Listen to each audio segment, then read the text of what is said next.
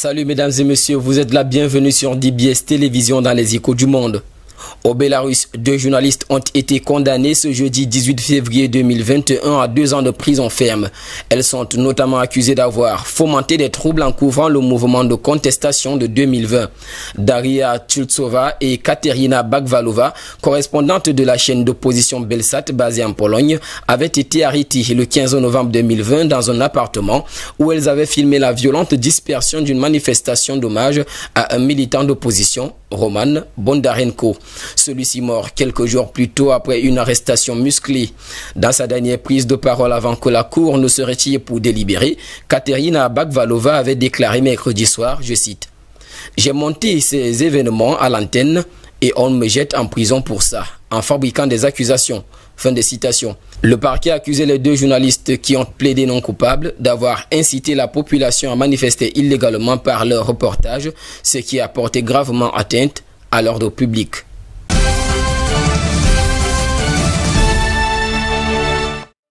Au Japon, la ministre des Jeux Olympiques, Seiko Hashimoto, est désormais à la tête du comité d'organisation de ces Jeux de Tokyo.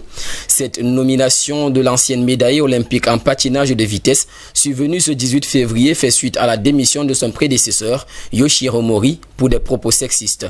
Peu après sa nomination, celle-ci représente aujourd'hui l'une des rares femmes mises au premier plan au Japon et elle a promis qu'elle ne va s'épargner d'aucun effort pour le succès des Jeux de Tokyo.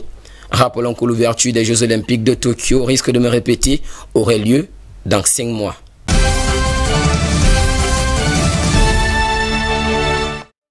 En Australie, Facebook a procédé au blocage des pages d'actualité dans le pays, ceci afin de protester contre un projet de loi devant contraindre les géants du numérique à rémunérer les groupes de presse locaux pour leur contenu. Cette action orchestrée ce jeudi 18 février 2021 a incité la colère chez les populations, d'autant plus que certaines informations sanitaires et météorologiques cruciales se retrouvent supprimées. La démarche inattendue adoptée par ce géant du net a été critiquée par des groupes de presse, des politiciens et des ONG alors que le pays fait face à la crise sanitaire et au pic de la saison des feux de forêt. Lors d'une conférence de presse télévisée, le secrétaire au Trésor, Josh Frydenberg, a déclaré, je cite, « Facebook a eu tort, les mesures de Facebook étaient inutiles, brutales et elles vont nuire à sa réputation en Australie. » Fin de citation. Celui-ci a ajouté que le patron de Facebook, Mark Zuckerberg, n'avait donné aucun avertissement à propos de ce blocage lorsqu'ils se sont entretenus au cours du week-end dernier sur un projet de loi devant contraindre les géants du numérique à rémunérer les groupes de presse locaux pour leur contenu. Rappelons que le gouvernement australien veut que Facebook et Google rémunèrent désormais les groupes de presse locaux. Ce projet de loi qui devrait être soumis dans les prochains jours au Parlement vise à contraindre les 2 géants à sceller directement les accords commerciaux avec les groupes de presse ou à devoir verser un tarif décidé par un médiateur.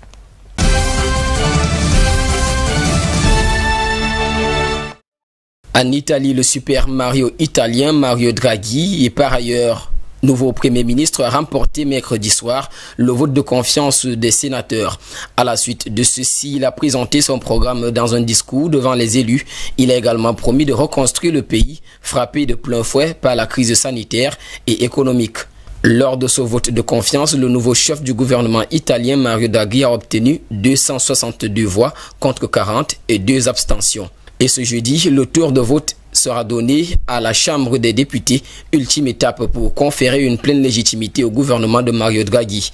En présentant son programme, le Super Mario italien a déclaré, je cite, « Comme les gouvernements de l'immédiat après-guerre, nous avons la responsabilité de lancer une nouvelle restructuration. C'est cela notre mission en tant qu'Italiens, laisser un pays meilleur et plus juste à nos enfants et petits-enfants, a-t-il ajouté. Rappelons que l'homme de 73 ans a succédé samedi à Giuseppe Conte, contraint à la démission après l'explosion de sa coalition.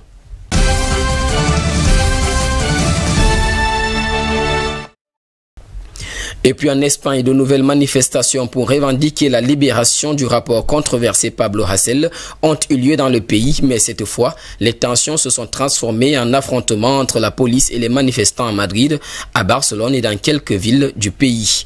Ces affrontements survenus mercredi soir ont fait un bilan d'au moins 20 blessés et une trentaine d'arrestations. Le rapport espagnol Pablo Hasél est condamné à 9 mois de prison pour apologie du terrorisme, insulte et calomnie à l'encontre de la couronne et de l'État espagnol. Il avait notamment insulté les forces de l'ordre et les avait accusés de torture et d'assassinat. Monsieur Zidam, c'est sur cette note d'actualité que nous mettrons terme à cette autre édition des Échos du Monde sur DBS Télévision et en compagnie de nos programmes, nous vous souhaitons de passer une agréable soirée.